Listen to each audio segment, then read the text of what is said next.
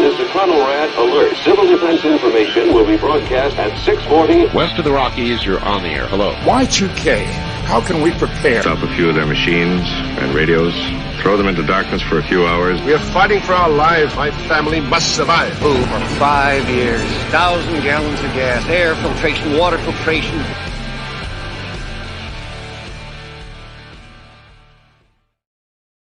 Coming at you from the frozen tundra that is East Central Alberta, Canada, streaming live on YouTube, Twitter, Twitch, Rumble, and ODYSEE. Welcome back to the workshop where we create community, find freedom, promote preparedness, and share success. I am Toolman Tim, and that's the beautiful Mrs. Toolman next to me. Today is June the 2nd, 2023. This is episode 317 of Workshop Radio. How the hell is everyone out there? We're having a great day. We're supposed to get some rain at some point, aren't we, Mrs. Cook? We are. Yeah, so we'll see how that goes, hey? Yeah. You think we're going to actually get any? Well, they've been calling for like, what? 3 days now? 3 days yeah, now, since we got back from down south. So we could use some. Things are dry here. Oh, they are dry. The farmers are saying things are okay slightly, but we'll see. I don't know. Coming back from down south, we saw some nasty dry stuff. I see one step closer in the chat this evening. Good to have you. Can I turn this down a bit? Sure, yeah. Go ahead, and here, we'll get you. It's really bright. And I forgot my glasses at work. There you go. How's that? A little better? Yep. All right, there. So tonight, we're going to have just kind of a free chat. I opened it up to the Telegram group earlier to ask them exactly what they wanted us to speak about. We got a few things we're going to cover. Letty asked about tips for crossing the border, which is actually kind of cool. We've become an expert on that sort of thing. Legally crossing the border, that is. And we're going to talk about our trip to freedom, our land that we bought in Tennessee, our long-term plans for it, and a lot of plans for what we're up to over the next little while. But first, instead of announcements, I mean, I guess this is still an announcement, but I want to unveil a couple of things to you this evening. First, if we can get this to focus, here we are. There, right there, guys, that's the 1 ounce Toolman Tim's Workshop silver coins. And next to it, we just picked these up in Montana the other day. Here are the 1/2 ounce coins right there. There we go. That's focusing. So they're $100 for the set. You get a certificate of authenticity. If you guys, I thought I only had 5 left. I recounted. I have 7 left. So that's where we're at the moment with the silver. If you'd like them, reach out. TheRealTimCook@gmail.com is the best way to do that. And yeah, hey, oh yes, Mr. Dixon, I have you signed up. Anybody that wants it, just send me an email. If you want to do PayPal, if you want to do Lightning or Bitcoin, we're game with that. If you want to do cash or silver, well, we can figure something out for that too. But we're going to be, it's probably 2-3 weeks. I'll be heading back down to check on the mail in the U.S. and I'm going to be mailing everything off with it.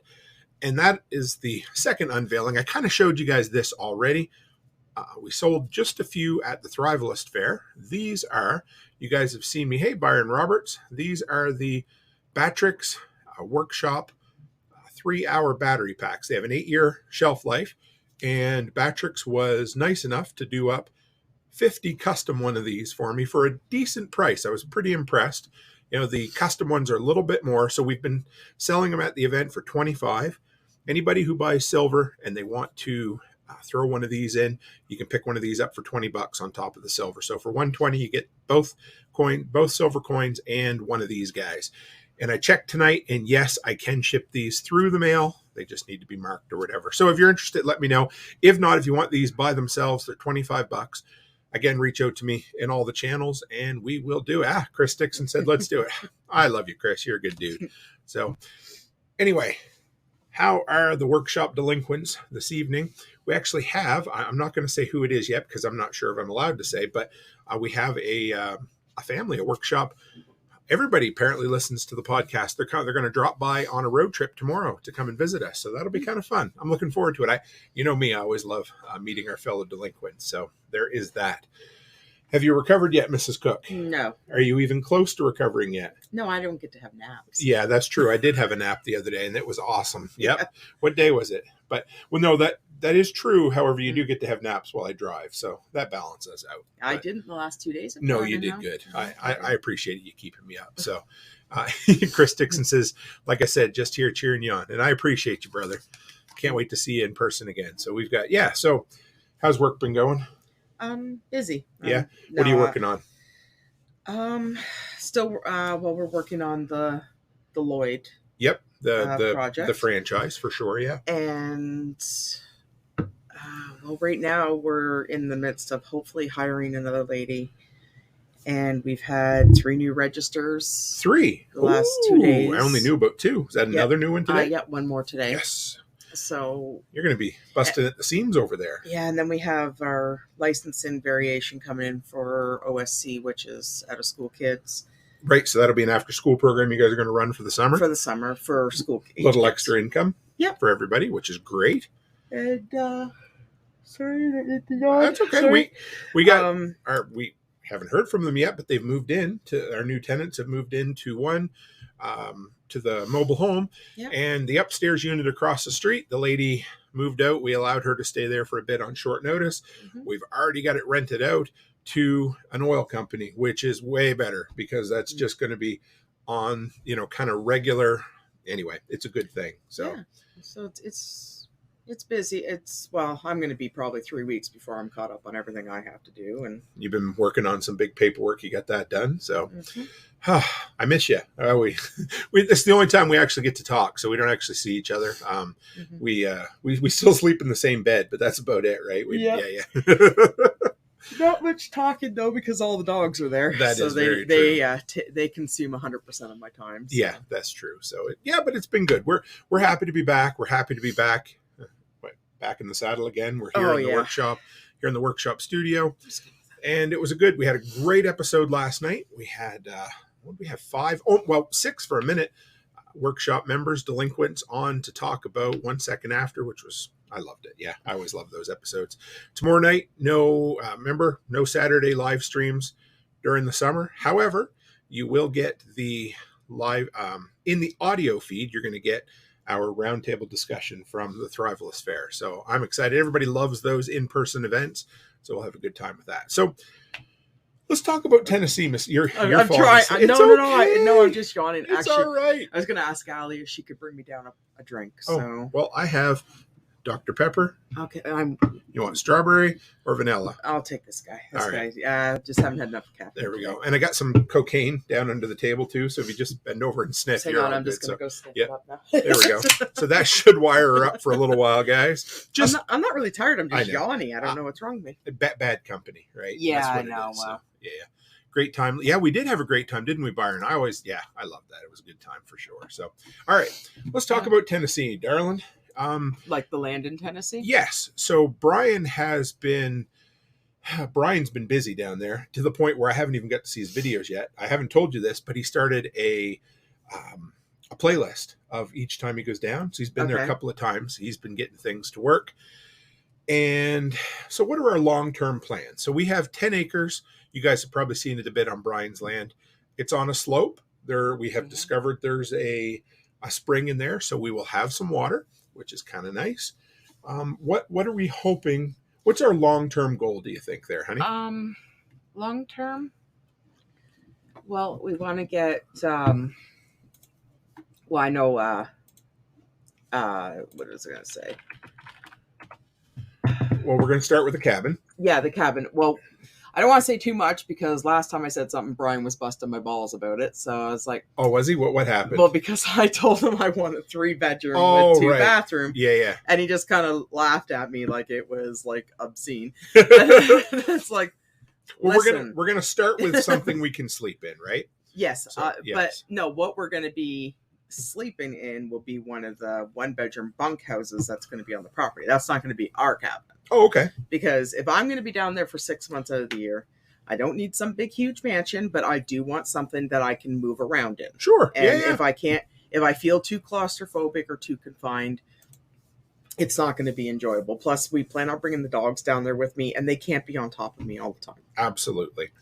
But, no, so like I have a plan in mind of what I want the house to look like.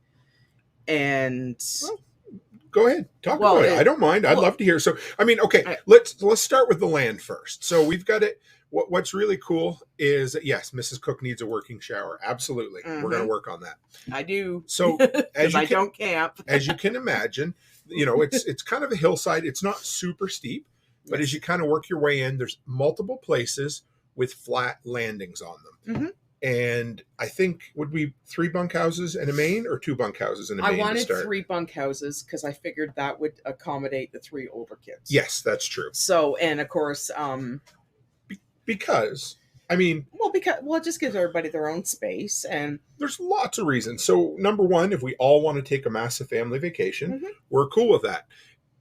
If something else happens at some point and we need to take a massive family vacation, we're cool with that too. But we all want to have our own spaces. Well, and what I want for the bunkhouses, just like nothing super fancy, but I want it to kind of look like a 1-bedroom apartment. Sure. Type thing. So like I wanted to have 1 bedroom, like not a huge, but toilet, sink, shower. Doesn't even need to have a bathtub. And then like a little kind of all together as one, like living room / kitchen nook. That'd be nice. Right? Sounds like a nice little motel room, you know? Something like that. It's like Byron says you can never have too much room. Exactly. And living with you, I need room. So we do need a king bed for us and the 84 little dogs. So. When he starts talking too much, I got to be able to escape it. I need somewhere to be able to do my recording too, right? Exactly. So. Well, but what I want to, and then, so like in the bunkhouse, it'll just be, like maybe like a kind of like a futon size couch and a little tiny, like a 21-inch television and a little coffee table. And then like not a like maybe like an apartment size fridge, a microwave, maybe an air fryer. Sure. Like not a stove or anything. And a little sink that they can wash their dishes and a couple little tiny cupboards. Like just like a little tiny 1-bedroom cabin. His and her cabins. Chris Dixon says love grows best in tiny little houses. So do divorces, right? Well, at least I'll have somewhere for my second husband, right? Yeah. We've been, I don't know where this has come from all of a sudden. One Step Closer says you could use a nice modular design, build the main common areas, and add on bedrooms as needed. We're kind of thinking that. Yeah. Yeah. So like, so I want all the 1-bedroom bunkhouses to look like that. And then, and of course, and they have to have a couple windows. Sure, I can handle because that. You want to be able to have ventilation and everything, and if it gets hot, you throw in a little tiny window air conditioner or whatever, right? So, but in the main house, I want it to have 3 bedrooms, 2 bathrooms, because if we take the girls down there with us, we need a second bathroom. Sure, because we have 2 bathrooms here, and they're a 1.5 bathroom, and they're driving me crazy. So that's yes, going to be Mr. Cook's project to scale us out a second bathroom in this house before I lose my mind. Now, Chris Dixon has a good point. He says that's what the outbuildings are for. So outbuildings. Well, the other cabins. I mean, the girls could just go live in one of the cabins. Yeah, well, I know, but not if the other kids are there. Well, that's true. Because they won't stay with the 3 older kids, right? So, I'll just conveniently leave one of the older kids behind, or 2 or 3. No, but then, so, and then the 2 bathrooms, but then I want the same type of thing, like where it's just like a kind of like a big room with, a little kitchenette in the side, and a room for like a table with 4 chairs, and a little tiny living room with a small television. So, so nothing extravagant, but enough to move around. But then that gives you a room for your studio, and everything. And then and I don't cook anyway, so we don't really need a stove. Well, we will if we're living out there. Well, no, but we can get away with like a barbecue, an air fryer, or a microwave. Me too, Chris. A coffee maker. And then we could probably just get one of those two burner top grill things because we don't really cook anyway, right? So if this ever happens to be a long-term place for us to stay, then it needs to be nice. It needs to be a place we're going to live. We're investing time and money and energy into it. Then we want it to be, it's the, delinquent gully or the workshop gully, and it needs to be our home as well. And it has to and I want it to have a deck. Oh yeah. It has to have lots of windows because I like having my windows. And Amy and I have already talked. We're going to make a trip down there after it's built, and we're going to Make it decorate it with we're going to hit at home and there you go. Decorate it all nice. And well, when Brian and I were there, when we found the spot where the main property, the main house is going to go, it has an east-west look to it. Okay. So we're going to build a deck on the east for coffee in the morning and a deck on the west for bourbon in the evening.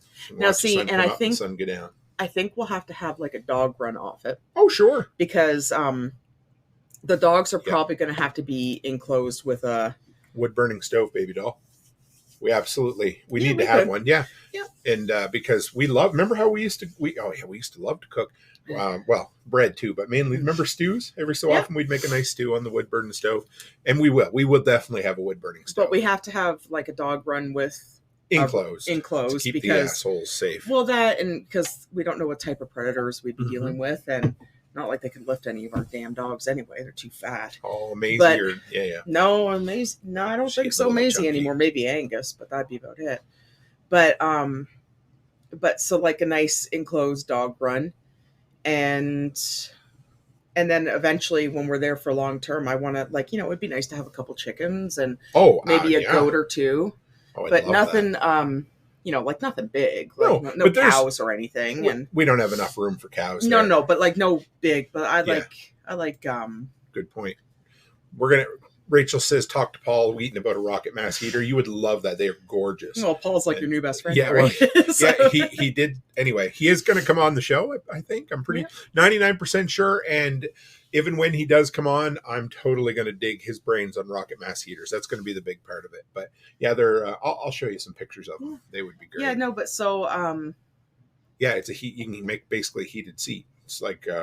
rocks and cement, and you run the heat through it, and it's basically this great big thermal mass that holds a lot of heat and then slowly releases it over time.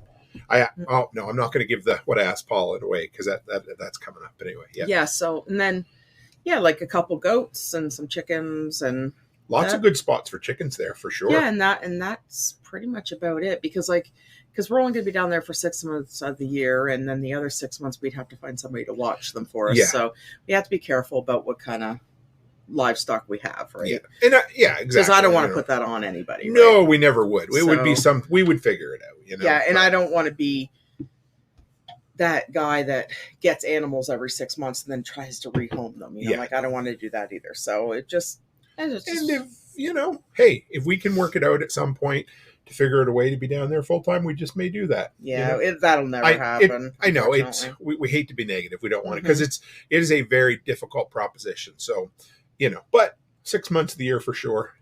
Now, Rachel says goats are assholes. I love goats. I know you do. We had goats. I've had goats lots of times, and I want a couple of those feigning goats. I know you love them. Yeah. But no, I love goats. They're so much fun. I've always liked them. Absolutely. Yeah. One step closer says meat chickens are done in less than 12 weeks.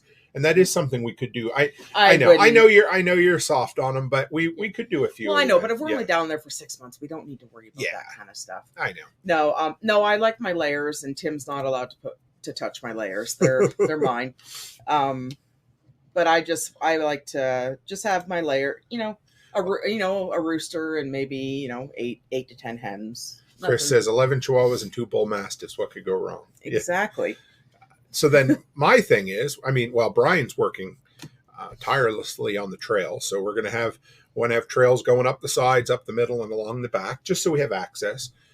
And then the next thing is going to be water. So when I get down there, we need to kind of figure out some sort of storage thing for water. I'm thinking maybe an IBC tote that we can plumb in from the spring and then kind of let it flow out for now, because that'll give us quite a bit of water, because we need some sort of water source to get started.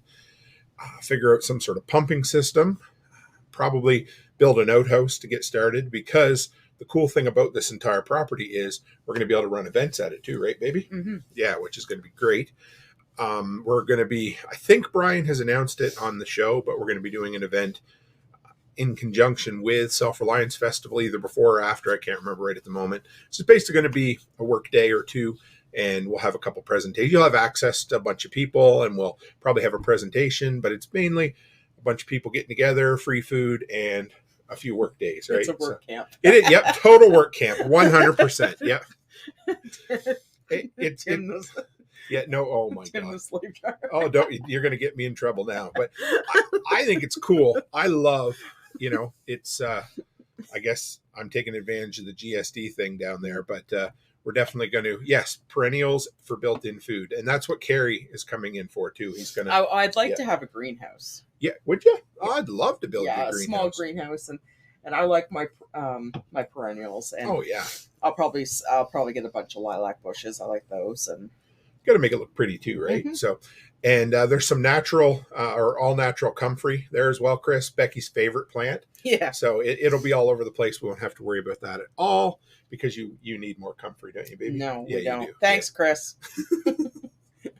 Just so everyone knows, Chris's comfrey has destroyed my planting box, my raspberries, and my blueberries. Actually, my comfrey's almost 2 feet high. The berries are just getting to start yet. And that's like Chris Dixon says, water, water, water. So important. Nothing happens without it. Mm-hmm. So we'll probably do some sort of rain catchment as well. I think. I don't know. We'll talk to Carrie about it. But the main exciting thing was finding that spring. Yeah. That was cool because we kind of followed it back that day, and you could see where water was seeping, but it seemed like it was just running off. But yeah, we're going to, yeah. Well, we want to do a drilled well eventually, don't we? Yeah. If we could, I'd love to. I don't know if the water table's high enough there that we could do a dug well, but if not, we'll do a drilled well. The downside, of course, to a drilled well is there's a lot more involved in getting the water brought up from down. But it's something that we can invest in, and it's there, right? Absolutely, so. Yes. And Chris says he loves his comfrey. The raspberries actually love it. No, my poor raspberries are being smothered by it. But I do love it. I need to try that stuff out at some point on a scratch or a cut or something like that. But what else? Oh yeah, we also need. Well, we've talked about this a little bit with Dawn, but we need to find some storage at some point down there. We'll just probably get a self-storage thing. Yeah, that's what I'm thinking. Just because I'm going to have tools down there, and it's getting to the point where most of our events are going to be down south, right? That we're going to go to. So it'd be nice to be able to keep our table and our pop-up canopies and some promotional material and some chairs, everything that we need to go to these events. It'd be nice to have there as well. I want to be able to buy some stuff for this property, and we need to be able to store it. And I know lots of people like, hey, you could leave it at our place. I don't want to be the dude who, it's just me. You guys got to know this. I appreciate everybody's help, but I love having something that I have to pay for, and you know what I mean, right? But like, you don't want to be that guy where they're like, oh, here, you can store it here, and all of a sudden it becomes a pain in the ass to them, right? And because once you start storing, you don't have like if you're at somebody's house and you're restricted too. Yeah. Oh, absolutely. So it's better if we just have our own locker and then we can just store. Exactly. That's when we went through Montana the other day. I was looking and I was like, it'd be nice to have a storage locker here too. Mm-hmm. Hey, smart ad 20. I like that smart ad. It, you know what? Yeah, it sounds like smart ass, but good to have you, Mr. and Mrs. Oh boy, I'm surprised I didn't say Mrs. first. So yeah, that covers. I don't know what else. Like we want to. Yeah. Well, I think the big thing that, you actually have to talk to Brian so he can talk to that Lanny guy. Oh yes, yeah. We gotta. That's right. We did make some connections with one of our neighbors, the person that owns the land that butts up on the back east side, I believe it is, of our property. And we got the permission so that we can use that logging road, but we have to talk to Lanny in the brick house to make sure that we can go beside his property. Yeah, because it's a little bit on his property as well. Yeah, so we have permission to walk. To work along the top hill. We just don't have access to that back road yet, which crosses across this guy named Lanny's property. So that's the last guy we need to chat with, and it pays to. Well, and she said he was really nice. Oh yeah, have a problem we just the two times we looked for him, he wasn't there. So we'll catch him when we go back. But the big thing I think when you get down there is to try to get the road done. Yes. So I might as well. Chris Dixon's asking about the road trip. We might as well talk about that a little bit. So road trip. So Chris wants to know when I'm heading down south again. Oh, geez, I think it was August 20th. August 20th. So we keep adding to this trip. It's going to be the most epic road trip of all time. But few things to let you know. Number one, my dad has applied for his passport, and it should be done in a long time ahead of it. Dad's never been to the States, never. Never. So Dad's going to fly into Nashville and spend a few days helping me on the property. And of course, I'm going to take him around Nashville and just a few different things to show him around. But the cool thing is, of course, we're driving down, but not Miss Cook. She's staying here. But the girls, Alice and Charlotte, are going to drive down with me to Tennessee.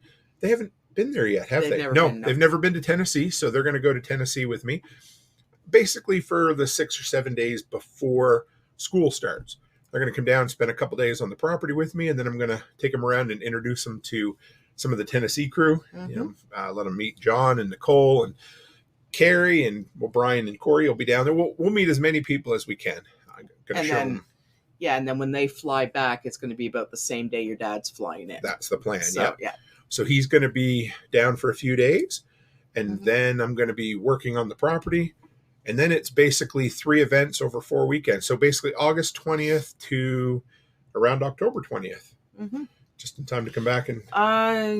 might be a little bit... Later than that? It might be a little bit earlier than the 20th. Okay. Because we're flying out on the 26th. Yes. Yeah, I knew that. Yeah, and I have to drive back with you. Yeah, Self-Reliance, I believe, let me check. I think Self-Reliance is the 15th. So if anybody... Anyway, so... But it's only 2 days, right? Yeah. So it's basically going to be a 2-month kind of stretch in there. And I believe 99% for sure. I got the final dates for the Midwest Preparedness Project up in Kansas with Spags and Tag.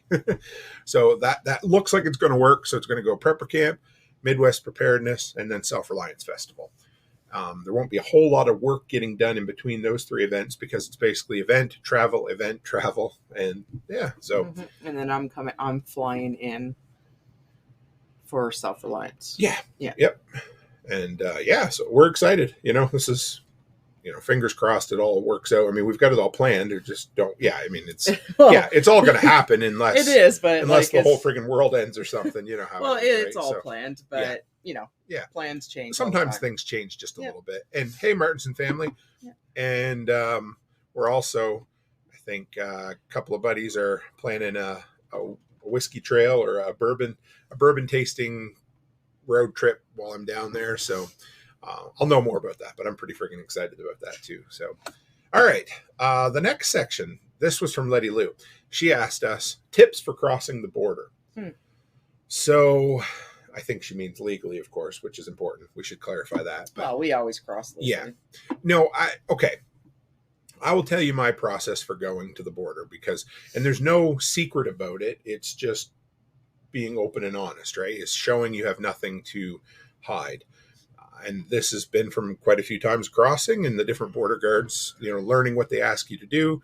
If you do everything before they ask you to do it, it just seems to go a little bit smoother. So what I do is when I'm just about ready to pull up, I roll all my windows down so they can see in from either side if they want to. As soon as I pull up to the gate, I turn my car off, take my keys out of my ignition and set them in the cup holder. I make sure if you have a tonneau cover, make sure that's open before you get to the border. And that way they can see everything. Make sure your sunglasses are off your face. Yep. Take your sunglasses off your face. I don't even leave them on my head. Whatever. I also take this off and put it in the glove box just because, you just don't want to give anybody any reason to suspect or think you're some kind of weirdo or anything at all. Short answers, where are you going? Montana or Helena. How long? 5 days or 6, those kind of things. Don't talk any more than you have to. Don't give them any more information than what they need. Because if you start with the verbal diarrhea, just get yourself in trouble. And then, because what they're trained to do, because I lived on a border city, so I actually had friends that worked in Border Patrol, and what they're trained to do is to listen and pick apart everything you're saying. Right. So if you start with the verbal diarrhea, then they're going to backtrack and they're going to be like, oh, well, what did you mean by this? And what did you mean by this? And why'd you say it like that? And they're going to try to catch you and they'll spin a web. And if you start blah, blah, blah, blah, blah over your words, then all of a sudden they're like, all right, we're going to need you to pull over. Exactly. And then you're getting yourself in trouble. So just answer their questions, short, straight to the point. Yes, no, vacation. And also like Chris Dixon says, no plan survives first contact with the enemy. And you have to know that you are 100% at their mercy. You don't get to go anywhere until they say so. So just be polite, but not friendly. Just, make yourself as transparent as you can. That's the best I can let you know. So, and do not give them attitude. Oh, why would you ever do that? Don't joke. Don't joke. Don't give them attitude. Don't roll your eyes. Don't huff. Don't puff. Don't, like, if they're taking forever doing something, don't don't do any of that, because like most of the time they probably won't hear you. Right. But chances are you might actually get that one that's having like a real shitty day, and they're going to make your day shittier. You also got to know something that I found many times at the border. There's almost always somebody else watching you. Mm-hmm. You're not, it's funny how it is, but one time at one of the crossings, I'm sitting here looking out the window talking to the guy. And as I pull forward, I look up and there's a guy up there with a rifle just kind of sitting, up in an elevated position. He was listening to the whole conversation. He was watching me down through my window. I couldn't see him. There's usually somebody on the other side. And at the Minot crossing, or the North Portal crossing, they give you a little ticket and you have to hand it to the guy on your way out, and he'll typically ask you another question to make sure you weren't telling some kind of story. So don't try to lie. Don't try to smuggle stuff across the border. No. Be honest. Have your passport ready. Have your passport, make sure it's signed. Yep. Just all of that, And now coming back, same process. I do find the Canadian border guards are a little more chill. Well, they're a little bit more chill with us because we're Canadian. Sure. Just like the American border guards would be a little bit more chill with Americans going back. Right. So it's... Again, though, same process. Pull up, roll your windows down, turn your car off, put your key in the cup holder, sunglasses off, don't wear a neck knife or anything like that. I don't. And again, I always make sure my tonneau cover's up, because I want them to be able to see anything they want to see, because a closed door is an invitation for a search, right? Yeah. And they can still search you. You have no rights at the border. It really sucks. And that's it. Yeah, that good point, Chris. They see you more than this. He says they see you before you even enter the queue. They've got cameras, so remember when you're lined up. Also, something we've started to notice, as you're coming toward the border, especially in Canada, you see it in the States a bit too, but there are border patrol. We've seen them stationed 3, 4, 5 miles into Canada, sitting there in unmarked vehicles. They're just watching for suspicious vehicles. So, I mean, we're not doing, none of us are doing anything illegal. It's just, if you've never done it before, it can be really stressful. and honestly, and don't lie about what you have. It's probably like the best tip you can give. Okay, so it's like, say for example, say you bought 5 bottles of bourbon. Right. You tell them that you bought some bourbon. You're only allowed 3 bottles. Okay. If they do search you, it's easier for you to say, "Oh shit, I forgot about those 2 bottles. I'm sorry." Right? Than it is for them to search you and find all 5 and you didn't tell them you had any. They're still probably going to find you. Yeah, they probably will. Yeah. But you know what, though? You're not going to get as much trouble as you would if you had 5 and you didn't get caught with 5. This is not something we do. No, it's not something we do. But I'm just saying, like, it's easier to ask for forgiveness than permission, right? You can still piss them off, though. We make an itemized list. Becky's really good. She keeps all the receipts while we're traveling. And then about an hour outside of the border crossing, she starts itemizing everything. She makes a full list in Notepad, texts it to me, and then for us Canadians, make sure you convert it to Canadian fake currency, because for quite often I always would give them the number in American, U.S. dollars, and they didn't like that. Also, be very specific in what quantities of alcohol you have. Recently, I come through and I said, "Yep, I have 3 quarts of bourbon." And he's like, "I don't know what a quart is. How many milliliters is that?" They know what it is. Yeah. So this time I said I have 3 750 milliliter bottles of bourbon. Guess what? No question, right? Yes. Martinson, you're right. Err on the side of caution. I would rather... And don't joke with them. No. Let them do the jokes, and just, even if they're the dumbest jokes in the world, just laugh. I mean, honestly, the guy, or the American border agent, the last one we crossed, was the nicest, funniest guy we've ever dealt with. He said, if you can answer this one question, you could leave. It sound like a troll under a bridge. Yeah. You answer these questions 3, I will let you leave. Yeah. But cool dude. And he basically, again, who doesn't have the passport signed? Me. Yeah. I do believe it was 8 crossings that I have made at the border, and none of them have ever flagged my passport. So Yeah. I don't know. Don't hide anything. Don't bring. Oh yeah. Obviously, no marijuana products going across the border because No that's weapons, a federal offense. No. They'll ask you. Sometimes they'll ask you generically. Sometimes they'll ask you specifically. Do you have any weapons? No. Sometimes they'll say, hey, do you have any guns, ammunition, air rifles, knives, pepper spray, that kind of thing. So, and then they'll ask if you had over $10,000. Oh yeah, cash. And I used to want to be like, oh yeah, that'd be nice, but now I just say no because don't joke, don't say anything.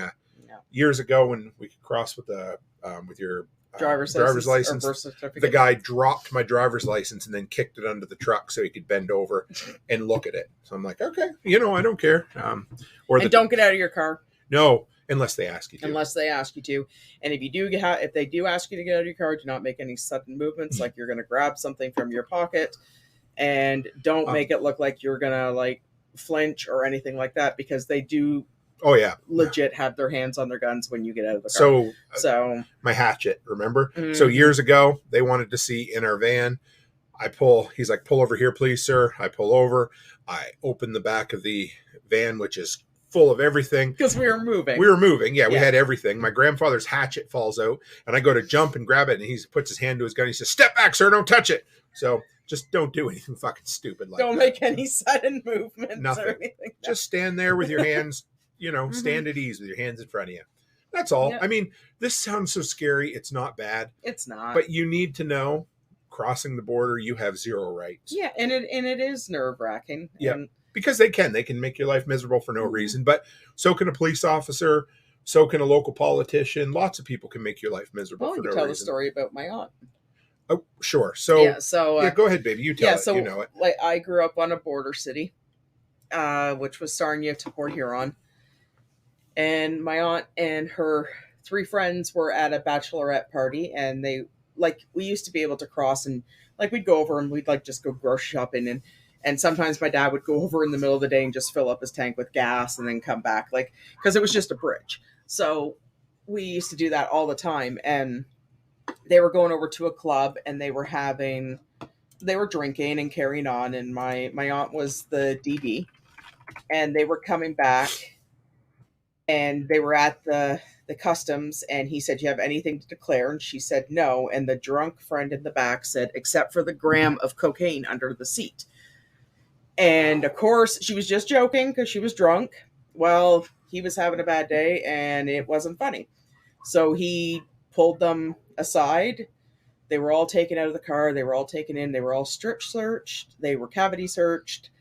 And they basically totaled her brand new car, took all the plastic off the inside of the doors, took the door handles off, took all the tires off, popped all the rims, took all the seats out. They cut open the seats.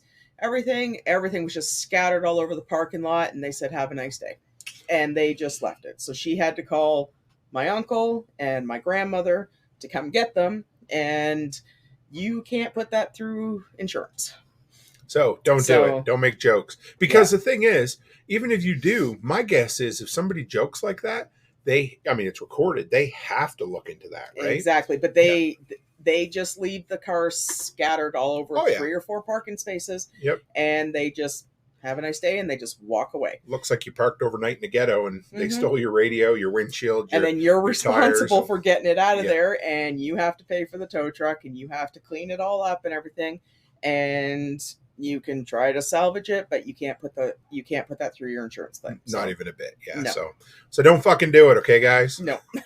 Okay. Especially about drugs. Oh, don't joke. Just don't fucking joke, It took me a long time to get comfortable going across the border. I used to get a little verbal diarrhea at times where I'd get nervous and I'd talk, right? So you just don't do it. No, I don't anymore. It's not, no. I'm like, you just talk now, just not nervous talk. Yeah. I just answer, we've learned from our mistakes. So, okay, this question's from Ryan Buford. Okay. Wants to know, when are you going to suck it up and go camping with me?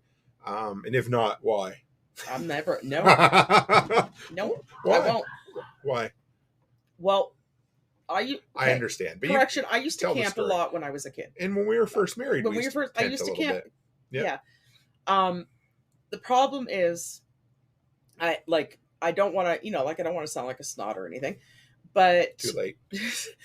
no, like seriously, I'm old, and I do have, I do have issues with my joints, and I just, the last time we went tent camping, we were on an air mattress, and Mr. Cook is rowdy when he sleeps. He doesn't stop moving. A little bit rowdy. So with him rolling and moving around and taking the sheet off the air mattress, and then the air mattress deflating overnight, and waking up the next morning, and I'm on the ground, the solid ground, and I don't think I could walk normal for about 4 or 5 days after that, and then I can't handle. I have a hard time with bugs. Like I have a hard time with mosquitoes. I love you so much. And I have a hard time with the moisture in the tent. Yeah, in the morning, like when everything's like all damp and gross. I hate that. I have a hard time with the kids coming in and out and bringing dirt and sand into the tent.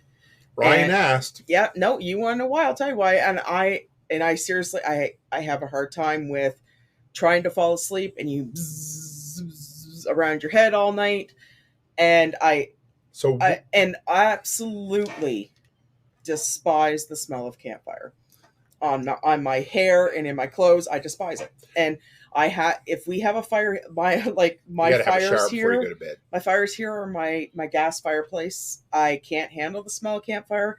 I have to have a shower before I go to bed because it's to the point where it makes me nauseous and I can't handle the smell of it. So what will it take to get you to come to prepper camp with me? A hotel. What if I rented a compact RV? Nope. That would work. Come on. Nope. I can't handle RVs either. They're uncomfortable. You can't move around in them. We had an RV and I hated every second of it. Well, because then I have to cook, I have to clean it. I'm stuck doing the laundry. I'm stuck doing the dishes. I'm stuck making the meals. I'm stuck cleaning the toilet and the shower. And it's not enjoyable for me at all. So I got to tell you guys, Thrivalist was awesome because, well, two reasons. I mean, it was great to have you there, babe, but it was also great to have you at the table to be able to talk to people. And I would love to come to prepper camp. It really freed me up. Just get me in a hotel. I'll see what I can do. But I obviously won't be able to stay in the hotel more. No, that's fine. But I can leave your ass there, and I can drive back to the hotel, and I can come back in the morning. Yes, and I'd be fine with that. We'll see what we can figure out for you, darling. Because it'll be good. I would love to come, but I'm sorry. I've tried it. I did it my entire year. I used to go to summer camps and everything like that, but now it just, and of course, in a lot of me, it's the cost too, right? Because we established that when we would take the kids camping with a camper, the cost of renting a space in the campground was as much as a hotel. Okay.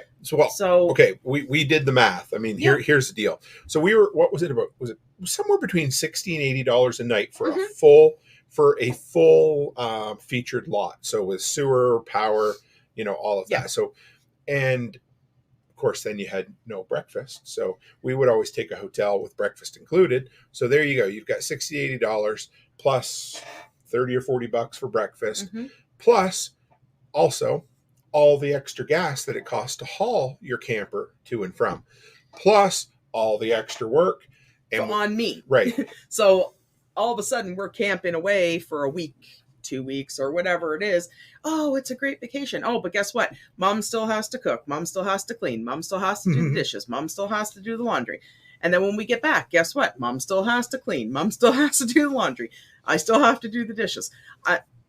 It's not a vacation for me. And it's not enjoyable. That's where the compromise. Yeah, there you go. Byron says, that's why I sold my camper. Hotel is cheaper and less work. Exactly. I love you, Byron. Thank goodness. It's more enjoyable. Yeah, it really is, because you show up, everything's taken care of. Then you can go swimming in the hotel pool. Yeah. And the kids can go swimming in the hotel pool. And then you're not being like that hotel in Drumheller. That campground in Drumheller was a great campground. Yeah. But the pool was so small. Yeah. And when we went swimming, there was like 100 other people, and there was no room for these kids to swim. And at least in a hotel pool, chances are you're going to have a lot more room for them. And plus the water's cleaner because it wasn't very clean at the campground. And Chris Dixon makes a good point. I forgot about the wear and tear on the vehicle. Also extra wear and tear on mama. But you're right. Yeah. I mean, so when we did the math, we didn't enjoy the process of camping. It was like you were paying a bunch of money to work a whole lot extra. So if we're going to go somewhere, it's like, hey, can I give you like $1,000 this weekend so that I have to work my ass off and have nothing to show for it? So we just got, actually, and the girls too, right? Like, I know they had fun the first time we went, but then the second time they were kind of like, and of course Alice. Yeah. Alice is way worse than I am. We get to the campground. Mom, can we get skip the dishes? No, sorry, Allie, they don't deliver skip the dishes to the campground. That's like Uber Eats. So yeah, so it's like Uber Eats. So when we go to the hotel, it's like their main highlight is the swimming, and they like the skip the dishes and food delivery. Yeah, food delivery. They love it. Sure, right? they do. And then we get to go to the movies and we get to go shopping without smelling like a dirty ass and smelling like campfire. And it's way more enjoyable. I get it. So I would totally rent a small compact camper for prepper camp. I've even thought about having a box trailer that I could just turn into a little camper. But since you're coming, I probably obviously won't do that. Not a box camper, no. Yeah, no, but I wouldn't mind having I really would do a small. How many nights is prepper camp? 4 nights. Yeah. I think, because we get Thursday night, Friday night, Saturday night. Yeah, maybe 3 nights if we leave on Sunday, but whatever. Yeah, it'd be basically 4 nights. So I'll think about it. All right. I mean, I'll do I don't know. Anyway, if anybody knows good companies to rent a compact RV from, I'd make sure it had air conditioning or something. You talking about one like that we tow with the truck? Yeah. Yeah. I think so. Because we could back it in. We could park next to Joel at Prepper Camp. But there's going to be no water. Well, there's bathrooms there too. So, yeah, we'll figure it out. I'm not a huge fan of communal bathrooms either. Oh, fuck off. You can use them. I'm really not. And I absolutely hate porta-johns, okay? I hate them. Like when you go into a porta-john and you lift that seat up and the toilet paper is like mounding and it's like this massive pile of shit. It's not enjoyable. I'm sorry. I get it. You can't even sit on it because you're afraid it's going to touch you. I will see what we can do. We'll look at it because I don't love camping. No. Campers, but it would be a cool way to get us right down on the. So Prepper Camp is in a great big field. If you want a tent, there's it's not a huge walk, but you got to go all the way across, so you got to go from the field out through the camper area, and then way into kind of tent city was what they call it. So that's not very fun. Yeah, Chris Dixon says dig a hole, you'll be fine. Mm. But for vendors, we can pack, we can back down there with a camper, park, and you're set for the whole 4 days. You don't have to go anywhere. It would be, and then you're right on top of everything. It's cool. Anyway, something to think about. But there's still no water. Well, we might have water. We'll see. Maybe I can get one that has a little bit of water in it. Because I know you can dry dock it, but how long does that water last for? Oh, right? we'd get 4 days out of it. No problem. We'll figure it out. All right. Nate decided to be an asshole. Okay. He says, when's Becky going to get her ham radio license? And when am I going to be testing again? Never. So he's going to keep bugging you until you get it. I don't know what. My first goal, okay, you have lots of goals. I have lots of goals. Well, actually, tell them what you're about to finish. What you finished today. Yes, what I finished today was the last class. I have actually been working this entire year on top of working at the daycare and traveling and everything, as I've been doing an entire year of full-time college studies. I think that's probably why I'm tired too. But no, it's been a full year of my level 2, which is a full year full-time college course. So that started in August, and I just finished it up today. I have one more exam to do, and then I'm done. So proud of you, because you guys got to know this was a huge step for Becky, because you hadn't been in school. You graduated in 1997, right? 97, yeah. And you might have taken a couple little things here and there, but nothing serious. So you were scared shitless. You didn't think you were going to do it. No. And I'm so proud of you because, this is it. I mean, you've got your full level 2. And because you're a sucker for punishment, you're going to take level 3 next year, aren't you? Yeah, I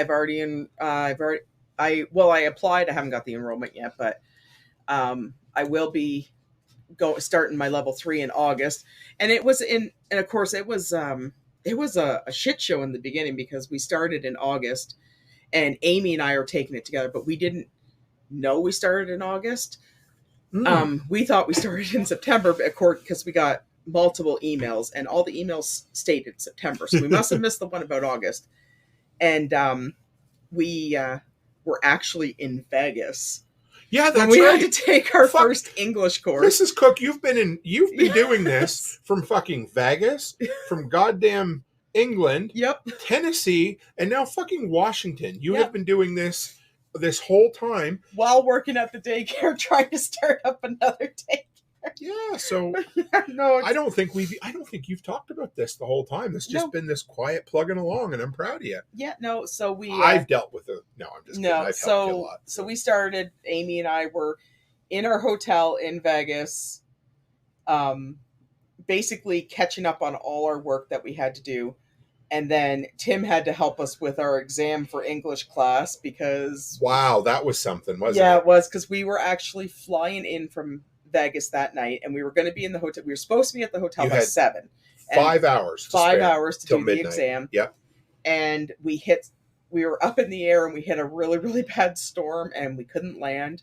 So I get a text message from you because you turned your phone on. I turned my phone on, and then we had to go back to Calgary. And of course, my car was in Edmonton, which is about 3 hours away. 3 hours, 2.5 hours away or whatever. So we're stuck on the plane in Calgary on the tarmac. They're not letting us off the plane.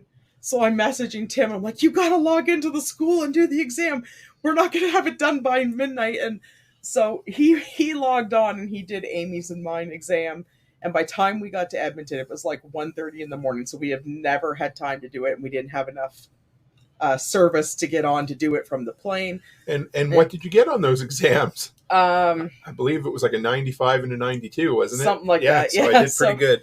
Yeah, like that was bad. But you did it. You guys have worked. I mean, there's times. And Amy too. Yeah. And Amy's done too, and Grace. And Grace is done. Yes. Gracie has 2 more classes. And Taylor. Taylor has 2 more classes too. But so Taylor's the girl that you've hired. Yes, she's taken her level 3. And she's awesome. She's going to be fully certified. Mm-hmm. And it's a big step for her too. It is. And she's got 2 kids at home and Yeah, so she's almost done.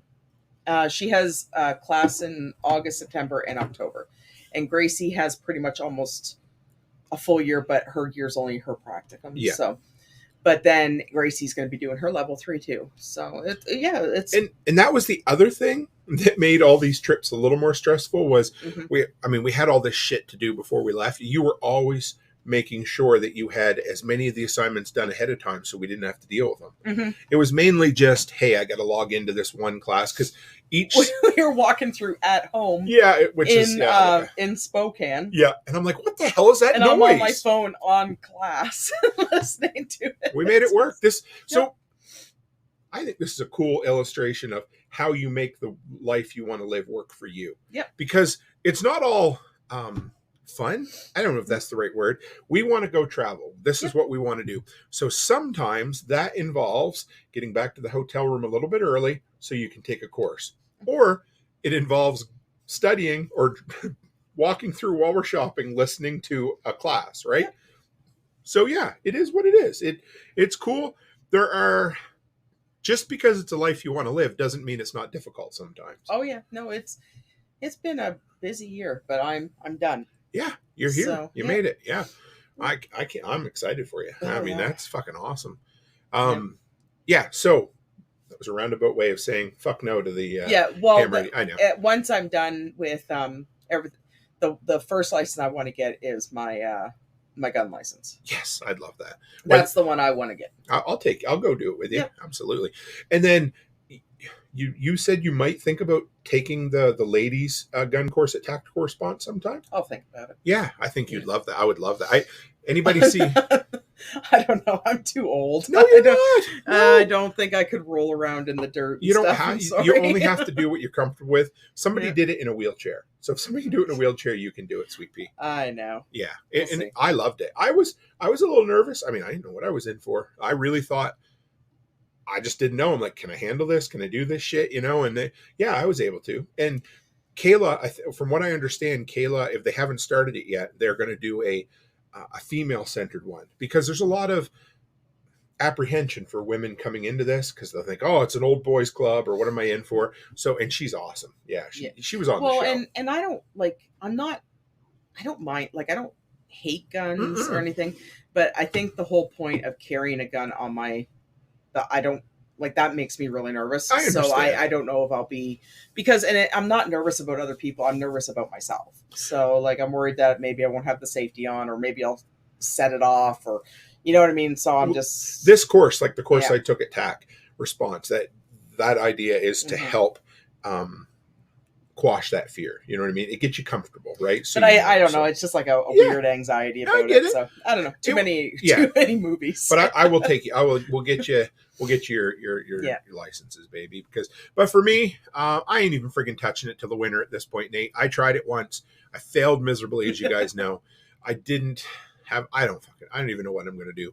I hated every minute of the studying for it. I hated it. It's because we got too much on the go. I didn't want to do it. It's fucking awful. 98% of what was on the test, I have no interest in ever knowing, but I have to know it in order to get certified. I have everything I need for HF ham radio comms here. With a little bit of help from Nate, I could have it all hooked up. So what I'm going to do is I'm going to hook everything up, and I'm just going to learn how to listen for now.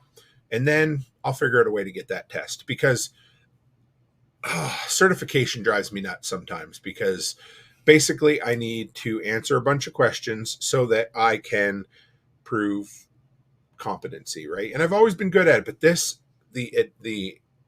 anyway. So, but I honestly think that you probably would have enjoyed it more, but we've had a lot on the go. Yeah. And when you have a lot on the go, it just doesn't seem to prioritize as important as everything else. So, and when you get that low priority, then it feels more like a chore than a hobby, right? Yeah. So, and I need to find the right way to study too. It's a really tough course to study for. So, when you said it's a lot different than the American one, right? Yeah, the American one is pretty straightforward.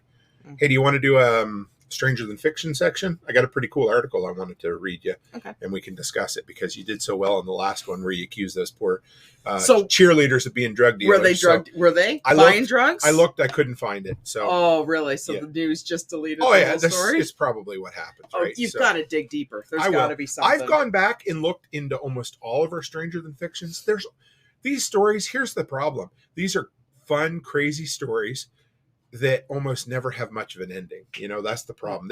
Because it doesn't. Nate's ears must have been ringing. He just showed up. So, but you know why? It's because the news grabbed a hold of the story and ran with it, and then they realized they have to backpedal because they're not as innocent as they thought they were. Right? Absolutely. But no, you need to dig deeper about that. I'm actually curious if that's what it was. Okay, so here's the story, guys. This all started from a rather interesting interaction on Telegram the other day. Okay. So Clark Deacon over in Saskatchewan, he's a young feller. Talked about him. A very inspiring dude. I get his age wrong. I probably tell his fucking age different every time, but he's under 25, I think maybe 23, maybe even younger. He's got a wife, 2 kids, in his own business. That's pretty cool. So anyway, he comes on the other day and he says, guys, every time I walk past a house, I hear a ringing in my ears. And I thought, that sounds fucking strange. Okay. But anyway, to me, the way he described it, it reminded me of when you were a kid and they used to have tube TVs on. And when I was a kid, if I walked into a house and a tube TV was on, I could hear that high pitch. Could you hear it? Or do you remember? It's a very, like I don't even know how to, it's almost like static or a little bit, I know, Nate, me too. He says ears are always ringing, joys of being a mechanic. Yeah, I've got awful tinnitus now too. Is that right? Tinnitus? Yeah. I almost had it backwards. Anyway, it sucks. My ears ring constantly. But when I was a teenager, I'd walk into a house that had a TV on. Even if it wasn't playing anything, I could hear the whine of it. So that's kind of how he described it. You know, we've heard about sonic weapons and that sort of thing. We hear about those pest deterrents that, anyway. So Clark starts doing some digging. Turns out that he sees a little box on top of the house. Okay. And then shared this story with us, and I thought, hey, let's talk about it. It's titled, it's from NPR. Yeah, NPR from 2019. Can you hear it? Sonic devices play high-pitched noise to repel teenagers. Okay. In Philadelphia, 30 parks and rec centers are outfitted with a small speaker called the Mosquito. It blares constant, high-pitched ringing noise all night long, but one that only teenagers and young adults can hear. Anyone over the age of 25 is supposed to be immune because basically their ear cells have started to die off. So this is true. Okay. Now, there are hearing tests you can take. Don't take them on YouTube because YouTube compresses the audio so you can't hear it. You need to find it on other websites where they show the hertz that you can hear. There's some cool videos that show as you get older, you can't hear the higher pitched sounds, right?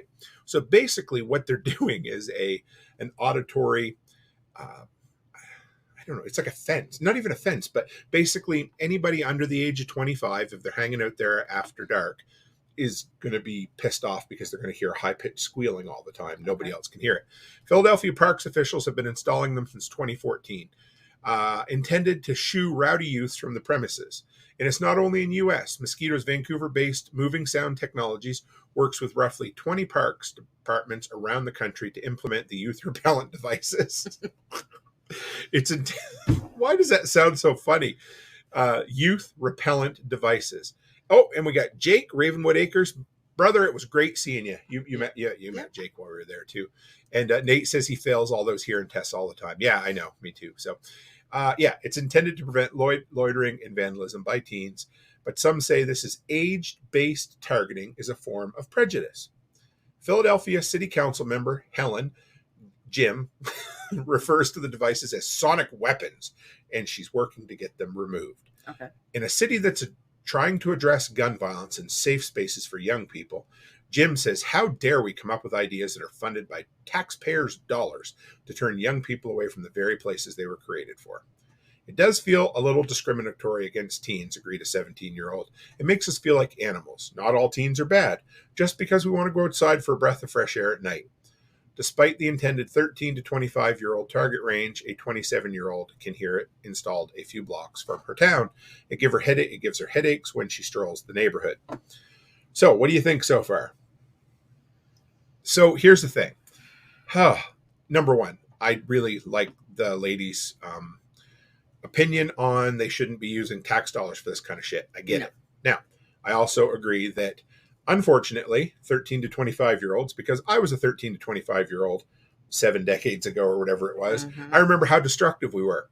But I also remember that a lot of times we just went and hung out in playgrounds after dark. That's just what we did. But you know what, though? Kids now do not just go and hang out in playgrounds anymore. For the most part, you're right. They really don't. For starters, using... Anyway, keep going, baby. Using taxpayer dollars for funding this is actually probably a lot cheaper than using taxpayers' dollars to clean up graffiti or damage or something else that they would be doing in the parks. Because I've never seen a group of teenagers in a park after dark that are just sitting there not doing anything destructive. Like, maybe is it possible? Sure. Are there other places they could go hang out? Also, absolutely. Yes. Is there some teenagers out there that aren't destructive? Of course there are, right? But honestly, like, what's a 13-year-old doing out past that time anyway? And if you're in your early 20s, you're probably, anyway. So, and if you're in your early 20s, if you're out that late, you're probably drunk or... Nate says, he goes, curfew is a thing around here. If you turn them on at midnight, they shouldn't be out anyway. No.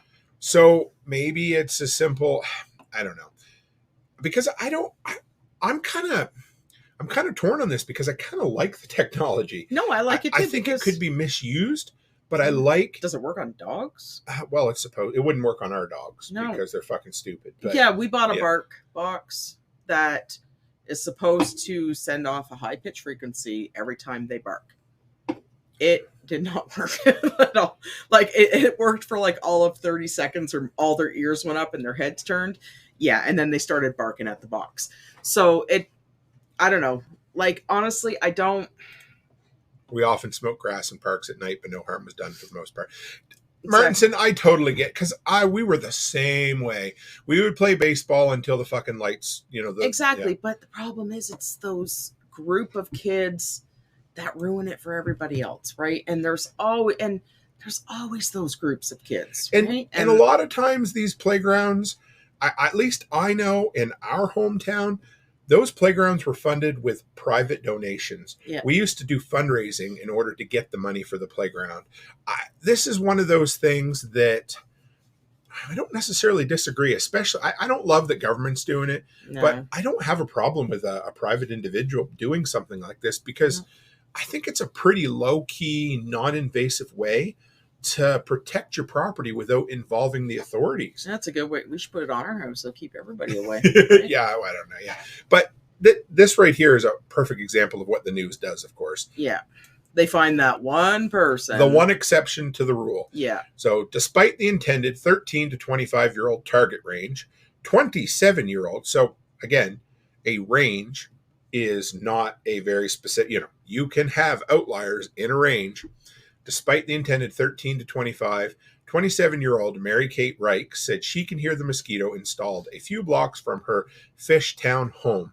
It gives her headaches when she strolls the neighborhood, she says. Now, does it give her headaches because she actually hears it, or does it give her headaches because she knows it's there? Well, that's what I'm wondering. Right? That's a very, very good point, yes. Because, maybe she just wants attention and she wants her name in the news. Jake says his dogs are geniuses, but that looks like a sideways laughing emoji, so I'm going to guess that's sarcasm.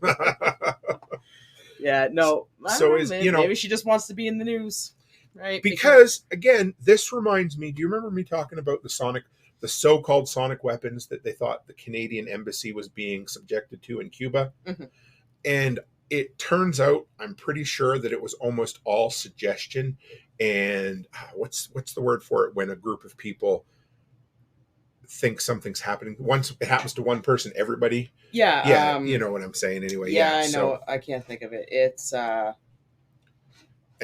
you guys understand. It's like a group think or whatever, but basically it's like when you give it's like psychosomatic. When you give when you have like a trial, and you give somebody a placebo and somebody the actual thing, the placebo person thinks that they're having the effects type of thing. Exactly. Right? So you could be right about this lady. 27. Well, it's the only one they could find. Yeah, exactly. Group think. That's kind of the idea, Ravenwood. It's kind of like when one person, if you put a bunch of people in a room and one person starts sniffling and sneezing.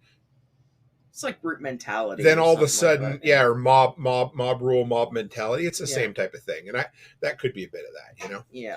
So they said, she says, it's almost more like a feeling than a sound. It's kind of in the back of your head. At least for me, it gives me a headache if I'm near it for too long. So I usually skip around this block or walk very quickly down it. Well, then don't go down the block. Well, there you go. She skips a block. She walks the other fucking direction. Also, she is an adult, but she's probably walking at night. Just saying, because this machine is only turned on at certain nights. Oh, right? she's near her breaking point. Now the news is really. Oh, here we go. So this lady has been nearing her breaking point. She and her housemates have been brainstorming a door knocking plan to organize the neighborhood against the device and work to get it removed. There's precedent for banning the mosquito. Well, there's your answer right there. What type of person she is. She's 27 and she has housemates. Yes, housemates who are going to. So that means there's probably like 8 or 9 of them living in a house, which means they're probably up to no good anyway, and she shouldn't be out after dark anyway. Right. So, yeah, like that just shows what type of person that is. But I don't know. I don't hate the idea. It is what it is. Yeah. Nate says Sean Ryan had a guy on his podcast talking about that embassy. He is CIA, if I remember. Yeah, I don't know, maybe that was just the cover story afterwards, but I was pretty sure it came out that it was just a placebo effect. Yeah. There's precedent for banning the mosquito. Localities all over the world have done that. Washington, D.C., officials installed the anti-kid noisemakers at the Gallery Place Metro Center station in 2010. The National Youth Rights Association took issue with the effort almost immediately. The members filed a complaint alleging age discrimination. The city eventually asked the manufacturer to remove the devices. By calling attention to it, we were able to make it a big deal. We were able to make it clear that they'd be in a lot of trouble if they kept using the device. What kind of trouble? I don't know. Why are they even near there at nighttime? In Philadelphia, Parks and Rec defends its use of the mosquito, saying the devices are operational from 10 till 6 a.m. only, and they're just one part of an overall anti-vandalism strategy that includes fences, gates, executions, security cameras, and night watch staff. For now, the city is moving forward with installation. Despite the backlash, 2 new mosquito devices are being installed at other city playgrounds as part of major renovation. Oh, well. Now, which one of those didn't belong in there? If anybody catches it, that'll be great. That was too bad. But yeah, so I don't know. What do you think? Honestly, like, I think there's probably better uses than at parks. Sure. Like, maybe they could put them outside of, like, museums and stuff but I don't know, like I said, it probably costs them more money to fix up all the damage and the vandalism that they do than it does to put these up. Sure. And you watch the news a lot. There has been, like, kids have no, like, there are so many kids these days that have no respect for anything, right? So it's just, I don't know. Obviously they're doing it because they're seeing a continuous abuse of the facilities. So, like, don't give them a reason and they don't do it, right? No, it's true. You know, it's just, I don't know. I think it's a lose-lose situation. If you had cops out there who are harassing teenagers 24/7, they'd be bitching that it was age discrimination. Mm-hmm. It's the same as what did this? Hang on, I got to bring this up from Chris. But yeah, I don't know. It's the same as the anti-homeless technologies. Do you see that? Oh, Where yeah. they have the benches that are on a slope, or they put a divider so you can't lay down on it, and people get all bent out of shape. Well, I don't know. What do you do? well, okay, Like, well, they get bent out of shape because the benches, the homeless people can't lay on the benches anymore. But if you put regular benches there, then they get bent out of shape because the homeless are laying on the benches and they don't have anywhere to sit. You can't make anybody happy. no, not right? at all. So it's just, honestly, for them to be doing this, they obviously have a reason. Sure. I don't know. And if you don't want them to do it, then stop giving them a reason. I'm pretty good with it. I think this is a pretty low-key way of dealing with it. Mm-hmm. I don't have that big of an issue. I think they probably, do I love the government's involved in it? No, not really. But if you got a bunch of idiot kids that are out there doing it, I see a lot. Everything has to be practical. And when it comes down to it, there's a lot worse things they could be doing, right? At least you're not sending men with guns out to tell kids to smarten up. This is kind of a low-key way to keep them the hell out of there. Yeah. Let's see what I can find here while we're at it here, guys. But like I said, don't give them a reason. Right. I know. I hate that mindset, but I get Mm-hmm. it. So, Cuba's sonic weapon may have been mosquito gas. I just learned something while Becky was talking for hours. I just filled in for a second. So, Canadian researchers say they may have identified the cause of a mystery illness which plagued diplomatic staff in Cuba in 2016. Some reports in the U.S. suggested it was an acoustic attack caused U.S. staff similar symptoms, sparking speculation about a secret sonic weapon. That sounds like something you'd get at Sonic, like some kind of secret Sonic. Anyway, but the Canadian team suggests that neurotoxins from mosquito fumigation are more likely the cause. The Zika virus carried by mosquitoes was a major health concern at the time. So-called Havana syndrome caused symptoms including headaches, blurred vision, dizziness, tinnitus. Sure, it made international headlines. Cuba denied any suggestion of attacks. The reports led to increased tension. U.S. academic study showed brain abnormalities in the diplomats. It is not imagined. All I can say is that there is truth to be found. So it was not something made up, which is kind of cool. It wasn't a case of one person feeling sick and everybody getting it. It sounds like it may have been some sort of neurotoxin. And that does make sense because 2016 or whatever. But that doesn't mean Cuba did it. Like, no, it was, they were just spraying for the Zika virus at the time. So once again, the cure is worse than the disease. Mm-hmm. Well, not always, but again, this is something that happens over and over. We saw it for the last 3 years during COVID. Yeah. The so-called government implementation of helping makes things worse. The patterns of brain injury all raised the hypothesis of recurrent low-dose exposure to neurotoxins. Specifically, the results were highly suggestive of something called something I'm not going to try to pronounce. It's an important enzyme in the human nervous system. Blocking it, though, through an inhibitor can lead to death. They said the chemical weapon sarin is an example of a type of inhibitor like this, which was used in the killing of Kim Jong-nam, the half-brother of North Korea's leader. So there you go. So maybe that's what happened. Maybe it isn't. Maybe it's all bullshit. I don't know. But fumigation increased in Cuba after the country declared war on the Zika virus in 2016. Thank you, Goofy Roofy. Cholesteries. Yeah, see, why did I even try? So they should have sprayed for the C in Canada. Could have eradicated a lot of things in one fell swoop. Right. Yeah, you're not wrong there, brother. You're not wrong there. So. Yeah, and I agree. They probably were liberals. Yeah, no doubt. No doubt. From a certain yeah. So office. yeah, you know how it is. So none of us like politicians at all. However, at least the Conservatives got back into power here in Alberta. Oh, thank goodness. Which means at least we won't be dealing. Oh, Goofy Roofy said I did okay on that. Cool. I think you're just making me feel good, but I appreciate it. But yeah. So at least we don't have to deal with a far left NDP for a little while. But whatever. Anyway, doesn't really fucking matter. She's not backing down. Yeah, she's not back. Anyway, who fucking cares? So I didn't vote. I didn't watch the results. I got up in the morning. No, I just seen it on Facebook. So yeah, we are. Yeah, Goofy Roofy, we are talking about the Havana virus. We actually started off by talking about a sonic deterrent for ne'er-do-well adolescents hanging out at, I don't know what you want to call it, playgrounds in the middle of the night. So it was kind of interesting. It was a neat story. I think people will have quite a bit of fun with the discussion on the back end of it. But yeah, Havana syndrome. Doesn't that sound like a movie from the 80s? Yeah. I don't know. I guess that was the China syndrome, wasn't it? So. Something else I wanted to. Oh yeah, Goofy said I was worried for you guys. I thought Calgary would go more NDP. Well, I'm so glad they did. I'm glad they didn't. I try not to spend much time talking or worrying about it. I just had to shout it out because, it's like Jack always says that you get to choose the person that's going to assault you. At least, whatever. So I'm not going to go any further than that. But yeah, they use the mosquito sound that only young people can hear. That's it. Yep. And executions as well. I think that was the other thing they were implementing, but that's another story. But I want to shout out to Renegade Butcher. For those of you, everybody knows Josh. Sometimes I wish I didn't, but that's another story for another night. But he hit 50 episodes. He did a giveaway, Patch of the Month Club, and Erin won it, which is cool. She's an existing subscriber, so she gets a whole nother year for free. Man, I'm losing my shirt on this proposition. It's awful. No. I wanted to tell you guys another story. So we were coming out.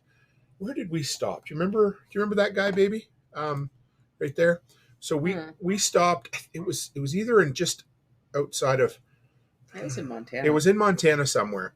It was a warm day. We stopped at a government rest stop. Right. It was just bathrooms and a parking area. And as we were coming out, I seen an old. What was it? It was an old van, right? Was it a microbus or was it an old? No, it's just an old 12 passenger van. Yeah, and you could see the dude was in rough shape. Anyway, I just stopped to chat with him, and I'm not sure why I'm sharing this story other than the fact that it was kind of cool to see him. But the guy. Let's just put it this way: the dude was a lot closer to death than he was to birth. He was in rough shape. He had probably 17 pill bottles, all prescriptions, on his front dash, and he had his. DVA, is that Department of Veteran Affairs, whatever, his card clipped to his window. So it was Memorial Day weekend. I just stopped and chatted with the guy for a bit. He had some cool stories. I wish I had longer to talk. He'd served for quite a few years. He actually had dual or tri-citizenship at one time. Yeah, no, he had dual citizen, American Canadian.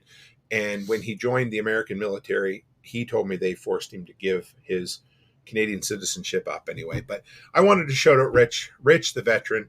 Really cool dude. I had a great conversation with him. He served for what it was worth, and the poor guy isn't living much of an existence now. I seen him when I went in to use the bathroom. He was adding oil to his old van.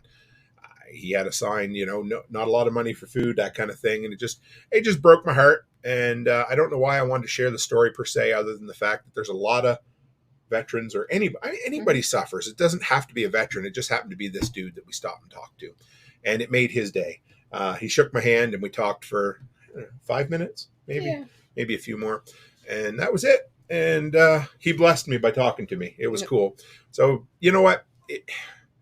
If you see somebody that looks like they might be hurting, stop and talk to them for a minute. If they're fucking crazy, run the other direction. But if they just need somebody to talk to, it don't hurt to stop. I'd say for a minute. 9 out of 10 times they're really not crazy. No. They don't have anybody and they're lonely and they just like to have a good conversation. And I love to talk to everybody. Mm-hmm. We come out of, what was it, the buffet the other night? Where'd we go? Golden Corral. Golden Corral. Went to Golden Corral there with Tori. And I step outside and there's this big black dude, tall dude, just, and I looked and he had an AC/DC shirt that said, "Those who rock will salute you," or whatever. And I looked, I said, "Man, that is a cool shirt." And he reached out, grabbed my hand and give me one of them, like the chest bump high fives. I was like, yeah, I don't care. Wherever we go, I find somebody to talk to, don't I? Drives you crazy sometimes, right? Yeah, I just keep walking. Yeah. I know you'll catch up to me eventually. I do. So, yeah. It's not for everybody, but. No, but honestly, I think the ones that. We're talking about the homeless people again? Well, just anybody, like the ones that need the conversation seem to be the seniors. Sure. And it's because a lot of them are lonely. And that's the same thing I noticed when I worked in the nursing home too. It's like they would much rather you sit there and talk to them for an hour than do anything else for them. Oh, yeah. Because they're mostly full of pretty good stories. And they're lonely. I hate to say we're all going to be there. Well, we're either going to be dead or we're going to be there at some point, right? So yeah, they're lonely and they just want somebody to talk to. Yeah, it doesn't hurt. Yeah, that's right. Goofy says sometimes a chat with someone can make their month, and who knows? Maybe maybe he'll remember that chat for a month. Maybe he won't, but I remember it. I'll remember it for years for whatever reason. So maybe he blessed me more than I blessed him. But and you got to remember though too, like a lot of the older seniors like that. Especially again with the nursing home, like you get the ones that aren't totally with it, and you get the ones that are a little bit incontinent, and and sometimes people get turned off by that, but like that, they just want someone to talk to, or they just want someone to play a game of cards with them, or take a couple cookies over to them and just ask them how their day's going, and sometimes even just asking them how their day's going. And it puts a smile on their face. Sometimes you could come back like 4 days later and they might still have that smile on their face, right? So, because I noticed in the nursing home, a lot of their families just dump them there and they never come back, right? Yep. And here's my thing. And I didn't want to tell that story to toot my own horn because 99% of my life, I am on a mission. This. Mm-hmm. And I always have something fucking to do. And I rarely take the time to stop and talk to people. I used to talk to people a lot more than I do now. And I don't feel bad for it. It's just the way life is. But when I do stop, yeah, I love it. And people are just people. You're going to see, okay. When we were in Spokane, we seen some people who were, tweaking out on meth. Well, don't stop and talk to them. No, you're not going to. Don't put yourself. They won't get a word in edgewise anyway. Don't ever put yourself in a bad situation. But you know what? There's a lot of people that could just use a word or two, or three, or 10. I'm pretty good at 10 words, right? Yeah. There's a lot of lonely people out there, unfortunately, and it's just I don't know. Like I said, they're mostly seniors, and either their family wants nothing to do with them, their family's all gone, or they don't have family. It reminded a little bit of Jim Cook that we met at Waffle House in Kentucky. Same thing, He blessed us, and it was a cool day. And he just wanted somebody to talk to for a few minutes. He wanted to talk about his guns. Oh, in his gardening, in his guns. He talked a lot about guns, And he was a cool dude. So you don't know. Goofy said I'd be giving that whole Cascadia region a hard pass. Yeah. I think this was just outside of where Paul Wheaton is, Missoula. I think it was just it was west of Missoula is where we stopped, and it was a really hot, nice day. But the guy was just sitting there listening to music on his cell phone in his van, and he was harmless. You could tell, and you can tell which ones are harmless and which ones really aren't. Like sometimes you can't. Yeah, but. Like if they're kind of standing there and they're like yelling at themselves and they might or they're peeing on themselves, or they're kind of like, they kind of look like they have a violent tendency, don't because like, obviously there's something else going on there that's more mental than you can do for them. Also, here's one other tip. When you approach anyone like that, make sure you're at least a step back so that they can't grab you. I probably have told this story before, but when I was 18 and we were working on a missions trip in New York City, and I thought I was invincible, and we went everywhere, and we shared, the love of Jesus Christ to anybody that would listen. And I had this big old dude who was, he was taking us around kind of the back roads. I say back, like basically 2 blocks off the main drag in Harlem. And I talked to this guy, and he was like, "You don't know life." And I was like, "I just want to talk to you, dude." And then he spit a razor blade out and started waving it around. He kept one of them old cocaine Underneath his tongue. under his tongue, So Yeah. just always be a step back. Be cognizant of where your feet are. If you need to create space, put one foot in front of the other, lean back. That was an old pastor's trick I was taught in college. If you have a close talker, you can create space by just putting your foot and leaning back. So there's some, but yeah. And one good thing too is always make sure you know where their hands are. Right. Like if you can't see their hands, just don't bother. No, right? Exactly. Because you pay don't attention know. because you're always, as preppers, we always try to stay away from the fight, right? But we also have to be people and humans. And so, don't treat everybody like they are a threat, but just be cognizant that everybody could be a threat. That's where it comes from. Joe asked us another question. Let's talk about this for a minute. This is a good one. Joe says, by the way, what do people in Canada do for defense, etc., without the ability to own guns?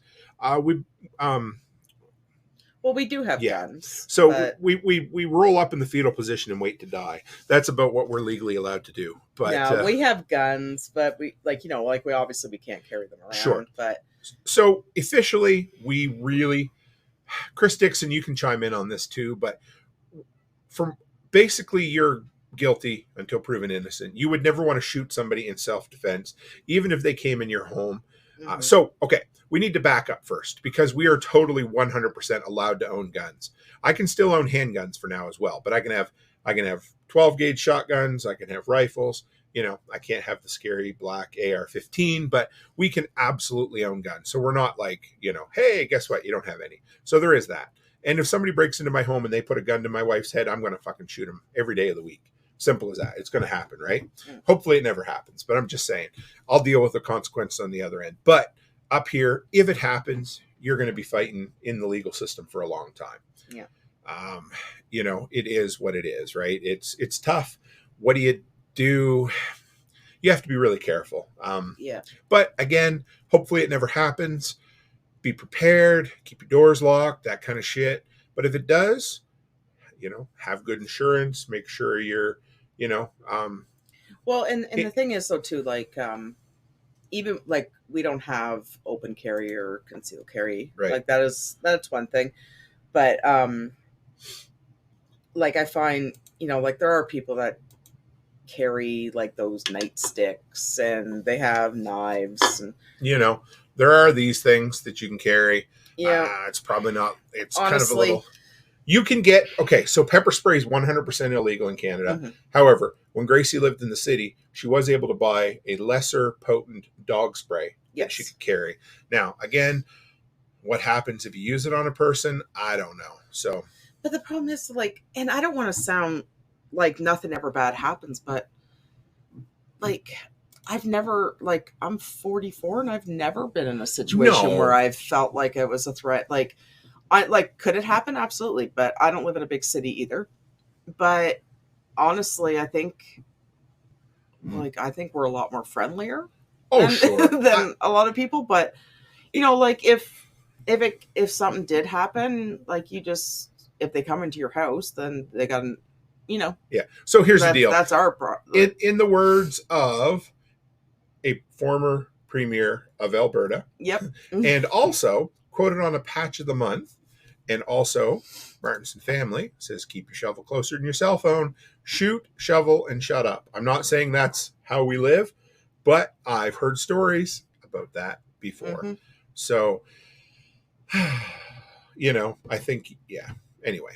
And honestly, in our area, I think a lot of the issues are more around Saskatoon Sure. area. So here's the thing. Yeah. 99% of violence, gun violence in Canada happens in the cities, and the overwhelming majority is still gang violence. So if you're not going in stupid places with stupid people and doing stupid things, there's a 99% chance that you're going to be fine. However, you still need to look out for yourself. Exactly. Right? So, but we don't have. Right. Martinson says, rarely ever see a bad situation unless you know you're going to see it. Yeah. And Ravenwood said, enough said. Yeah. Exactly. That's what it is. Right. Yeah. Because I don't even think we've had, like, have we ever even had like a school shooting up here? Like, when it comes down to it, we definitely have way less gun violence per capita than the U.S. Mm-hmm. Doesn't make it good, bad, whatever. It's just a way of life. So, yeah, right. It is what it is, right? And yeah. Situational awareness. Again, that's it. So I have a problem with situational awareness. Yeah, I get it, but I help, right? Yeah. I help you along. And mine is because I like it's not about bad people, but I think mine is with buskers and people selling things and wanting donations and stuff. That I've taught her quite a bit, again. So here I am saying, hey, stop and talk to a homeless person. But I also am that dickhead who will walk right by a sketchy homeless person in Vegas and not even make eye contact, look literally right through them. And I've taught you how to do that. But it's as simple as when we're at the West Edmonton Mall. Mm-hmm. Sometimes I'll be looking around the corner and you'll be coming a little close and I'll be like, just go this way, honey. Yeah. And because I'm watching for that dude who's got sunglasses on and his hands in his pocket that's coming around the corner. 95% chance he's good, but I'm also going to create a buffer for you just to make sure that we don't put ourselves in that situation, right? Yeah. Goofy Roofy says, last big one, this is the shooting, was in Nova Scotia in 2020. Yeah, that was that one guy there. It was sus as hell, yes. That was up in Truro, right? Yeah, so this is a dude who dressed up as an RCMP officer. He acquired his guns illegally in the United States, so there is that as well. It fucking sucked because then they used that against us to pass more fucking stupid gun laws. But anyway, suicide numbers in Canada, are we talking government-sponsored suicide, or are we talking like... I know, I don't know what they are now. Yeah, they have MAID. Which I'm not totally against. I'm not totally against MAID. I'm, like, I don't know what the extremes are on MAID yet. I know there's a lot of talk about them supplying it to younger people that are dealing with like bipolar, manic depressive. Sure. Like, I don't know if that's been passed yet. Like, everyone it's their own body. They have a right. I think providing that to a 23-year-old is like okay. So here's the thing. Like, I don't, there's a whole shit ton of that I don't even want to deal with. Yeah. But I am 100% in favor of, if you are terminal and you want to end your own life, I have no fucking problem with MAID that. is assistant death. Medically assisted death. Yeah. So basically they provide you with it. I think, is it morphine? I don't know. It's funny you have to apply for it. You have to show that you're terminal. And that basically whatever you have, you're not going to recover from it. Right. And that's why it's kind of like, it's a little bit touchy with the whole mental illness thing. No, it's not a little touchy at all. Like, I don't think that's right, but I don't think it's right either, because like you get these but I also have no problem with people making their own choices. No, I have no problem with people, but the problem is though, if you're declared mentally incompetent because of your mental illness, right, you're not able to make that decision. Well, that's the right? thing I'm and that's with, where right? It's kind of, and like you see these videos, there's been a couple of them on TikTok where there's these young people, they're like 23, 24, and they're applying for this MAID, right? Because they think that their situation's not going to get any better. Like, kiddo, you're 23. Yeah. Like, you have no idea how much better your situation can get, right? Like, how many that's times, that is scary. And I hope they don't. Sorry, baby, I hope they don't implement that. I really don't. That like, fucking is awful. So here's the thing. Yeah. I don't think government should have anything to do with this kind of shit. I would much prefer it be dealt with a private company where people could make their own choices. I think it's awful. As far as, Martinson says MAID is us paying for murder. I mean, it's government sponsored. I don't think it's murder if a person's choosing to end their life if they're terminal. But yeah, like I people also with like yeah. ALS. Oh yeah. Parkinson's, like whatever. What was Robin Williams, like that really onset dementia? So here's the thing. Like if I got to the point where I had, inoperable cancer of some sort, yeah, and I knew the last of my days were going to be riddled with pain, 100% I'm taking that route. exactly. And we've talked about it. Yes. And now I don't judge anyone else for not wanting to take it. Totally fine. But a lot of these other things that are sponsored, it's a whole nother. I just here. So do you have MAID as your age sickness plan with your mate? Yeah. Well, where do you go, right? And so and Martinson's totally right. They're applying it too broadly to mental cases. And here's the problem. This is where it becomes an issue. Again, each person gets to make their own choice on this shit, right? Mm-hmm. Because anybody can choose to kill themselves anytime they want, and it sucks. So I don't know, but all I can say is I'm happy to have the option of that when it gets there. You know what I mean? So that if it gets there, I hope it never does. Well, and that's the thing, like, and that's what's scary about it is like, okay, like I know, like how do you, like, I don't even know how to word it properly. There are so many broad spectrums and so much more awareness of mental illness now. Sure. Right. And there is a lot of mental illness out there. And I'm glad people are recognizing that it is. Like, everyone deals with some sort of mental illness. I deal with it. The kids deal with it. It's always out there. Yeah. But to the point where you're allowing these young children to do this, that's not right. And I hope they don't pass that. I really don't. They better fucking not. No, anyway. For people with, because like, and that's the thing, like these young kids, like Mackenzie's 25. Okay. He's still at that point where, like, Mackenzie deals with mental illness too, but he's at that point now where he doesn't even understand the consequences of his actions still. Right. You know what I mean? So like, these kids that are like 21, 23, they don't realize that, okay, you do this, you're gone forever. Yeah. Right. Like, they don't understand. And like, they can claim they do. Yeah. No, you don't understand. You're 23. And I remember when I was 23, I was a fucking idiot. Right. So like, but I understand also that if a person's dealing with ALS is, you can't fix that. No. Right. And if I was ever diagnosed with ALS, I would much rather take this than have to worry about being a burden on my family, and then slowly watching your body die to the point where you can't breathe on your own. Like that's awful, right? Like, and if you want to choose to take this before ALS takes you, then that's your choice. Absolutely. But mental illness should not be in that category. I agree. I mean, it shouldn't be. How many times do you hear the story of somebody who jumps off a bridge, and survives, then they regret it, and they say, "I regretted it the second I jumped off the bridge." If you're I think it's foolish, but if you're an adult and you want to take that road out, I mean, that's your choice. You get to do it. It sucks. I hate it. It's the same as the guys we saw in Montana driving their motorcycles without helmets on. No problem with that. I'm not going to do it, but go ahead and do it. So Goofy, I think, asked what the suicide rates were U.S. compared to Canada. The U.S. Canada, 11.8 per 100,000. The U.S. just over 14.04. So that would be about a 25%. I think I have that right. About your suicide rate's about 25% higher than ours. So I don't know. It is what it is. Have a great night, Martin. I always appreciate you coming in.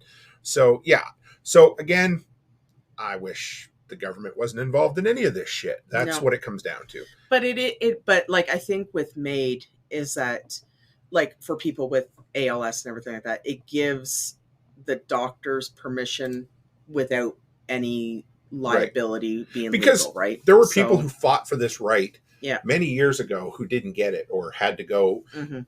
It's kind of the same as backroom abortions, that sort of thing, right? Anyway, we go way off topic, but there is like Kevorkian, right? Yeah, right? Dr. Death or whatever, like, but like, I think MAID is to, like, I don't know if it has to. I think does it have to be medically administrated? I think it does. But this, if they apply for MAID and they get it approved, it basically omits the doctors from any liability, Right. right? So the family can't come back and sue the doctor and stuff, and that's fair, right? But like, you know, like if you have a brain tumor and it's inoperable, and like if you've seen what cancer can do to people, then, you know, like it is a good choice. Sure. But I wouldn't want something like that done and then knowing that my family's going to sue the doctor that helped me do it either.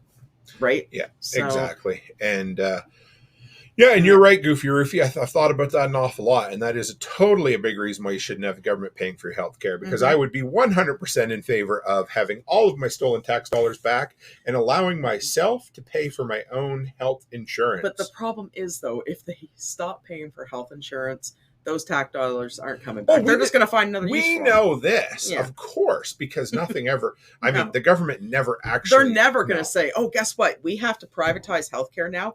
Here's all your tax dollars back. Yeah. No. No, They'll be like, no, we still need this because we got to find other shit ways to spend it, because we're idiots and we don't know how to budget our money. So that's basically the Canadian government in a nutshell. nutshell. Yeah, in a big lump of pile of dog shit. So there you go. Man, we really went down the rabbit hole this evening. We went from somebody said 1,000,000%, Mrs. Tim. Absolutely. So we went from sonic weapons to medically assisted dying. Well, to, no, like, but Yeah. seriously, it's like it is true. Like the government just needs to mind their own business and just like, remember we had that conversation the other day. What would happen if just like the government disappeared they tomorrow? just all went away No more government. and just basically let us live our lives and you know. I don't know. What do they call Yeah. that? Natural selection. Yeah, I mean, Right? yeah. But like, you know, like what would happen if like seriously all the big box stores, the banks, the government just went away and everybody could just live their lives and not have to answer to anybody, not have to pay anything, not have to worry about, you know, any of that. It'd be awesome. Who would fix the roads? They fix the roads. Sure shit don't fix them around here. I'll tell you right now. So, guy, Like- I got to tell you, so I have a really fucking cool guest coming up who talked about this with me on the phone today. Mhm. He called me from Malibu. He designs custom fire suppression systems. He talked about a pirate fire brigade, a bunch of guys that stayed behind that had all the gear to fight fires.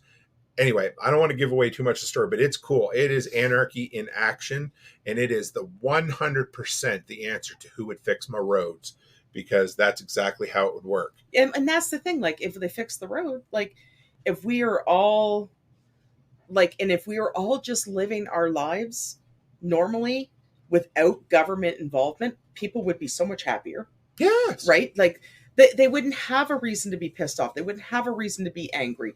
And you know what? And I think you would see society build up and actually take a step and fix the stuff ourselves. Right? And work together. The biggest problem that I see, that most people see, is that the only answer they've ever seen is government. Mhm. They cannot see a way to solve a problem outside of government interference or intervention. And so if the government wasn't around, it would be really interesting to all of a sudden realize, holy shit, we can come up with solutions. Now, again, the idea of there being no government doesn't mean you're not going to have some sort of organized ruler. And I don't mean that in a sense. I mean basically where we decide what happens, right? Yeah. And because you get to choose. That's the big thing.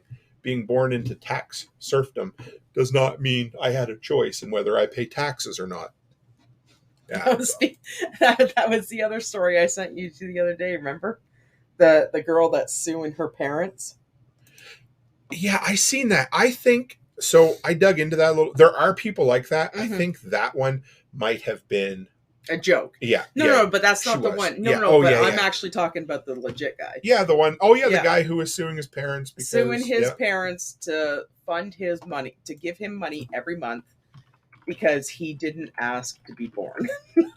So it's like, we're having a big conversation about that. I was like, yeah, get the hell out of my house. Oh yeah, it was. I wish I could.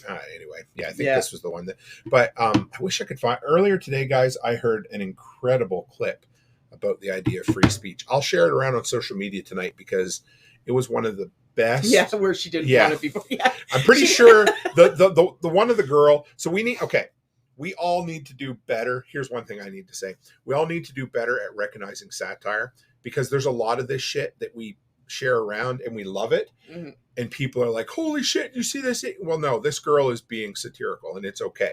But there are people out there who are actually doing this. No, the one I was Yeah. talking about was a guy. Yes, absolutely. No, yeah. that one I just sent it to you because we were talking about it. Oh, yeah. No, it was actually a guy, and he's suing his parents because he didn't ask to be born. Yep. Yeah. Could you imagine? Well, I just seen a story here, somebody from India that did that, Mhm. So I don't know. Could you imagine being that self-absorbed, or I don't know what, maybe that's not the right term for it, Oh, but Jesus, I know. It was so Yeah. funny. Yeah, exactly. I used to use that on the kids. I'm like, Yeah. I brought you in. I can take you out. absolutely. Yeah. Not that I ever would. Now it's just kind of like, 15 hours. The strong are seen as radicals, Chris. Yeah, you're right. You're absolutely right. I actually watched the video today. Now, you guys know I'm not left or right. At least I hope I don't come across as that. I don't even call myself middle. I'm outside the system because I don't give a fuck. Mhm. But I seen a cool video today of a guy who had swallowed the entire kind of left mindset, hook, line, and sinker for a long time. And unfortunately, the only alternative he saw was going back to the right. But the whole idea was, he's like, holy shit, this is a mess. Things are an absolute mess. And he was a guy that was, anyway, into a whole bunch of different rights and different things. And he was sharing some of this free speech stuff because his whole mindset was, the left used to stand for free speech and it's gone now. And I'm not really sure the right stands for free speech either. But that's a tough thing to swallow, free speech, because people have a hell of a time with it. They're like, it's okay to say what you want as long as it's what I want you to say. And that's what it comes down to, right? Oh, I know.